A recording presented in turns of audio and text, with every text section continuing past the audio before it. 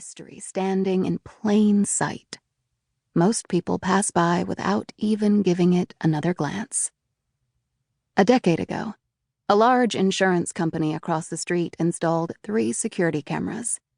A dedicated observer could attest that even though a few letters arrive to the box, approximately 1 every 3 weeks or so, no one ever picks them up, nor does the mailbox ever overflow.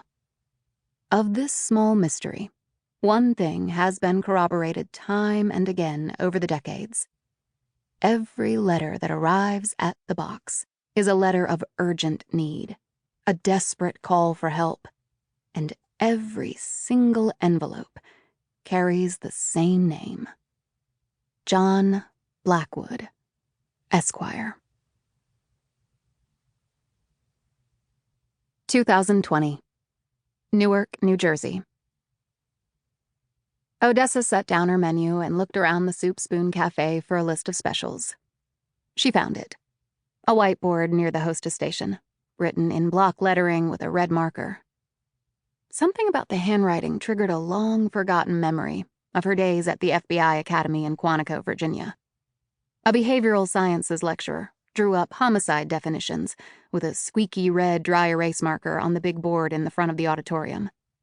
The differentiation, the lecturer explained, had nothing to do with the homicides themselves, severity, method, or manner, but rather the cooling-off period in between.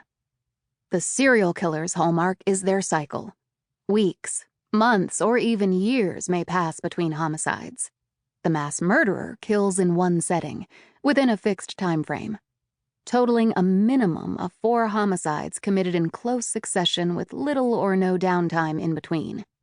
The spree killer murders in multiple settings, usually over a brief period of time, the duration lasting anywhere from 1 hour to several days or weeks.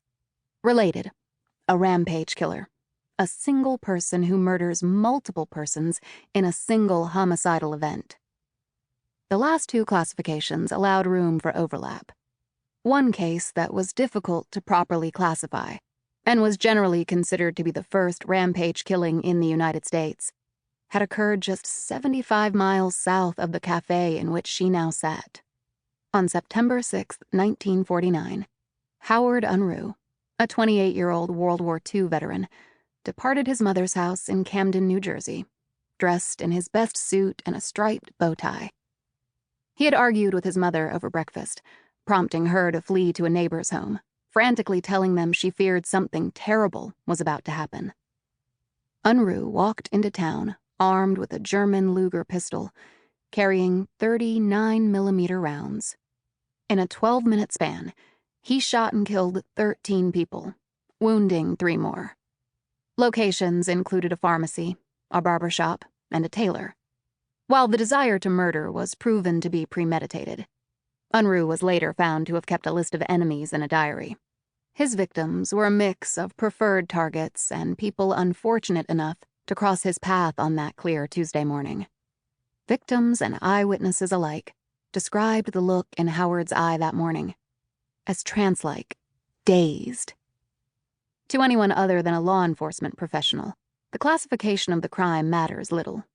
The only truly important fact of the matter was that, for more than 60 years, Unruh's shooting spree stood as the worst rampage killing in New Jersey. That is, until the night Walt Leppo ordered meatloaf. "Is it cooked fresh?" Walt asked the young server after his return from the men's room. "Oh, absolutely," she answered. "Would you do me a favor then?" he said.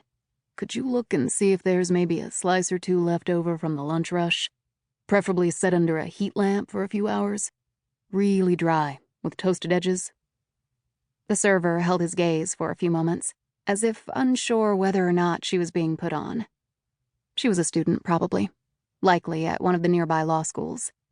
Odessa had put herself through her 3rd year of law school in Boston waiting tables, and she acutely remembered the uneasy feeling she got when certain male customers made vaguely creepy, borderline fetishistic food requests. Usually loners. Men who she suspected wished that they could order women off menus, not just food. The server glanced.